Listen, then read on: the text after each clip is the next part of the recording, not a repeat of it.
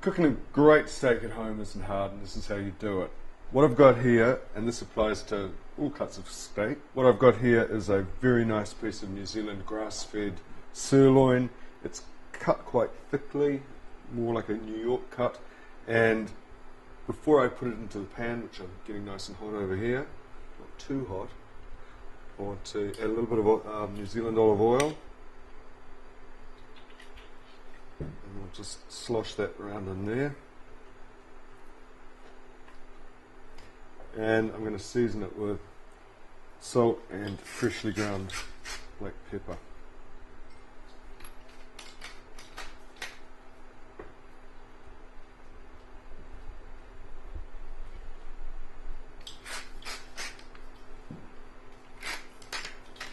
And we're all set to go. When the steak goes in the pan, I want to hear it start to fry, so I need it hot enough to do that, but not so that it's going to burn the oil. And that's what I want to hear.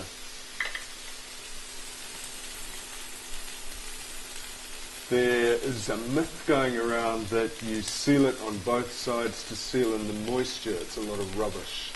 You can't seal moisture inside meat with high heat. What you're doing is you're getting those flavors that humans really like, the browning flavors, and that's going to make it look good and it's going to make it taste good. So that's why you put it over high heat and get it sort of nice and brown before you start cooking it.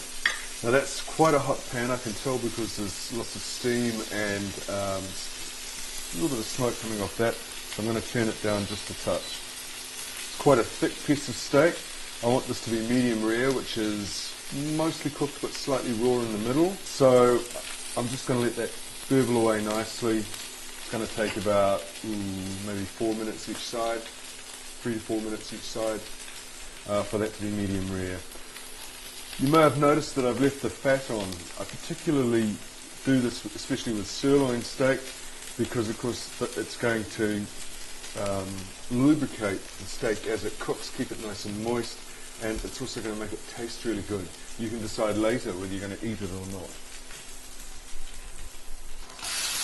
If you do decide that you want to eat the fat, nothing wrong with that, as long as you don't do it every day, just turn it up on its end like that and let it get nice and brown and crisp. Let the fat actually cook through. I'm not going to eat the fat, so I'm not going to worry. Turning the steak basically just slows down the cooking. It's not really going to affect the inside, it's the amount of time it spends in the pan which gives you the degree of cookery. I'm quite a curious cook, so I tend to turn it over because I like to see what's going on. Perhaps the easiest way to tell how cooked the steak is to gently just prod it. Don't squeeze it, and don't be one of those people that loves to poke and squeeze their steak, because you're basically squeezing moisture out of it. Don't do that. But if you want to find out if it's cooked, you just give it a little press, and if it feels soft, it means it's raw. If it's springy, it's starting to get cooked. So what I'm wanting is, I want medium rare. I want it to be a little bit raw in the middle, but when I press it, I want it to spring back quite quickly. It's actually not doing that just yet, because that's quite a thick piece of steak.